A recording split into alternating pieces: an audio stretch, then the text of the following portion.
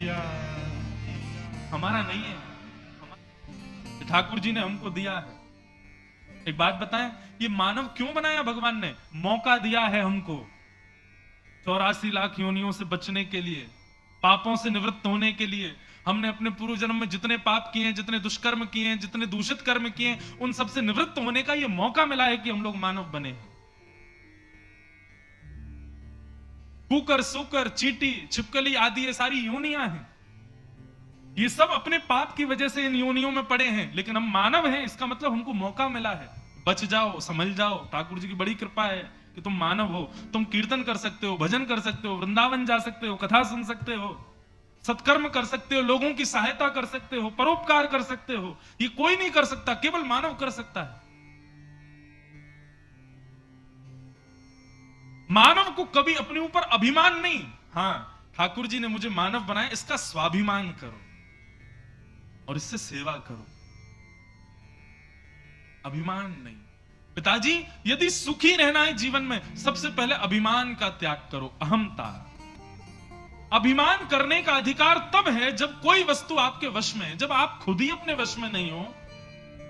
उल्लासनगर में हमारे पूज्य पिताजी की एक दो बार कथा हो चुकी है, 93, 94 में शायद, 93 में 3 बार,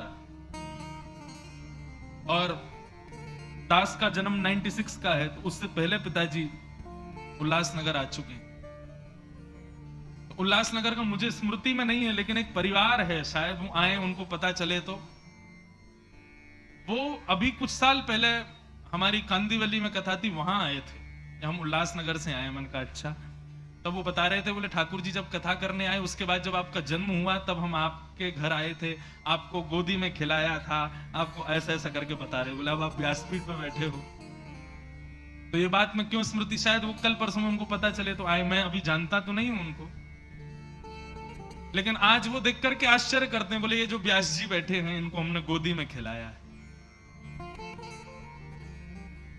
कई जगह हम कथा करने जाते हैं, वहां पिताजी के शिष्य आते हैं, उन सब ने मुझे गोद में खिलाया है। लेकिन अब मैं कहूं गोद में खिला लो मुझे, अब स्थिति नहीं है ना।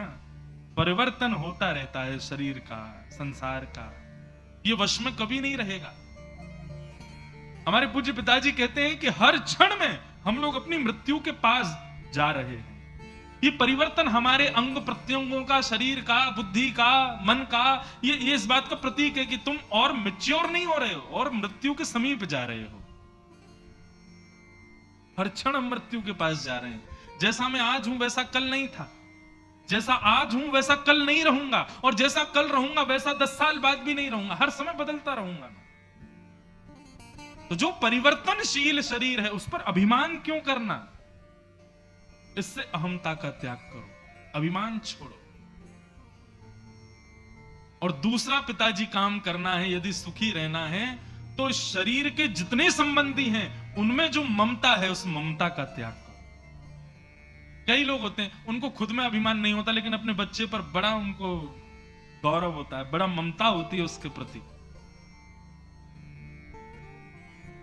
संसार में कोई अपना नहीं है बंधु, ये सब केवल व्यवहार मात्र है। यही तो संसार है कि वो जन्मा है इसलिए हमारा पुत्र है, हमारी पुत्री है, हमारी पत्नी है, हमारे बच्चे हैं, हमारा परिवार है, हमारा खानदान है, लेकिन कोई अपना नहीं। सूरदास जी कहते हैं, उस पद की केवल भावार्थ समझिएगा, क्या कहते हैं सूरदास जी। जा दिन मन पंछी उड़ जाए, जा दिन मन पंछी उड़ जाए, ता दिन तेरे तन तरुवर के सबही पात झड़ जाए,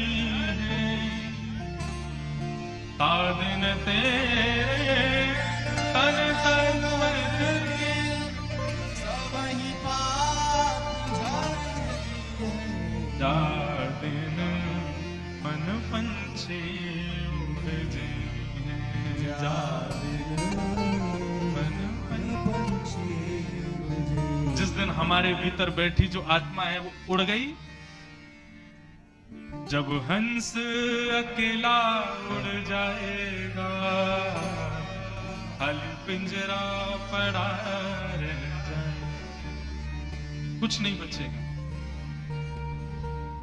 स्वयं से अहंता का त्याग और अपनों से ममता का त्याग। सूरदास जी उसी पंक्ति में आगे कहते हैं, पत्नी हाथ पकड़ करके 7 फेरे लेती है और 7 फेरों में क्या कहती है, हम 7 जन्म तक साथ रहेंगे, अगले जन्म में भी मैं आपकी पत्नी बन के आऊंगी, आप मेरे पति बन के आना, आदि आदि जो भी नियम होते हैं, जिनके ब्याह हो गए उनको पता होगा।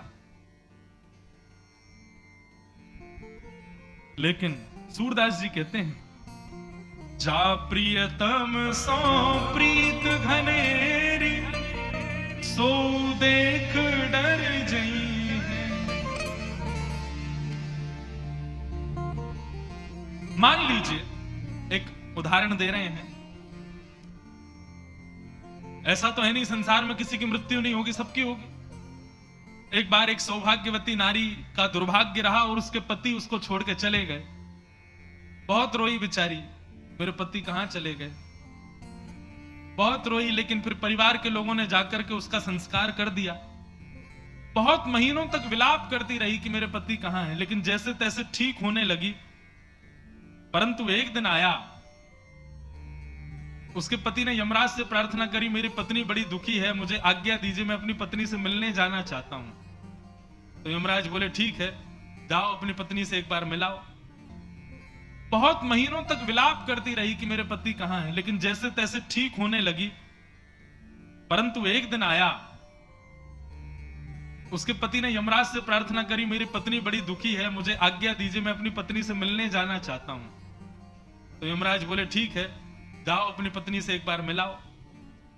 पत्नी बेचारी रात्रि में सोई थी, इतने में ही ऊपर पंखा घूम रहा था, तभी गौर से देखा तो पंखे के ऊपर पतिदेव बैठे थे। पत्नी की स्थिति क्या हुई, भूत पिशाच निकट नहीं आवे, महावीर जब नाम सुनावे, नासर होगा रस पीरा, जपत निरंतर हनुमत पीरा, जल लेकर के आवे, छिड़काव करे, भागो यहां से। आ गए भूत पिशाच।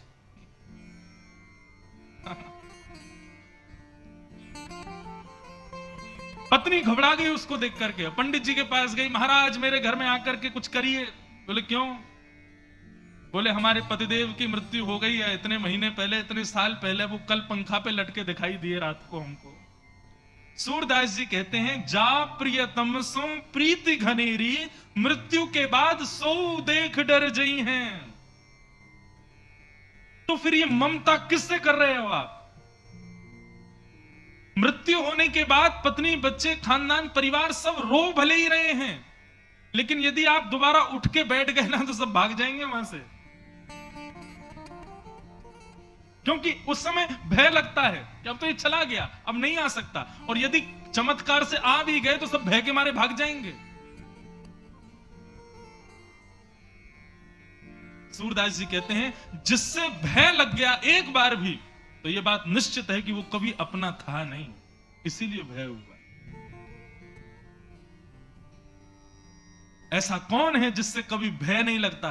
तब सूरदास जी अगली पंक्ति कहते हैं, बिन गोपाल को नहीं अपनो, जासों की रति रही। तो भैया को चोट तो नहीं लगी जो गिर गए थे? ठीक है, आप ही गिरे थे, ठीक है भैया। बिन गोपाल को नहीं अपनो। ठाकुर जी से कभी डर लगेगा? कभी डर